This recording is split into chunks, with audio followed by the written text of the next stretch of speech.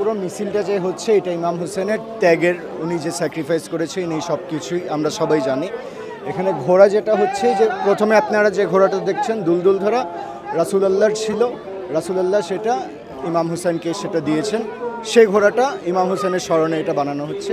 পিছনে যেটা সেটা আপনি দেখতেছেন একটা ঘোড়ার উপরে কিছু কাপড় পরানো, রক্তাক্ত কাপড়, মানে ইমাম হোসেনকে শহীদের পর যখন ঘোড়াটা ওনার তাঁবুতে ফিরে আসলো সেই ঘোড়াটা কি অবস্থায় ছিল সেই জিনিসটা স্মরণ করানোর জন্য পিছনের সেই ঘোড়াটা।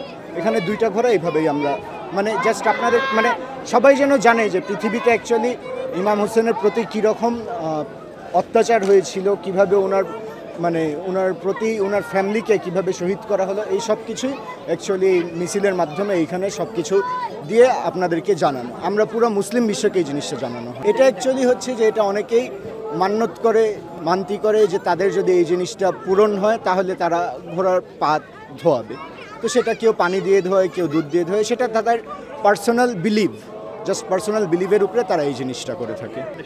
পিছনের ঘোড়াটা যেটা দেখছেন রক্তাক্ত ঘোড়া, এটাকে জুলজানা বলা হয়।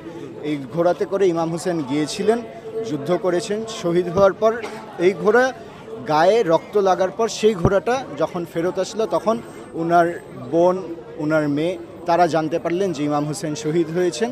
তখন মানে এই ঘোড়ার থেকে মানে সবাই পরবর্তীতে জানতে পারেন যে ঘোড়াটা থেকে মানে ইমাম হোসেন শহীদ হয়েছেন।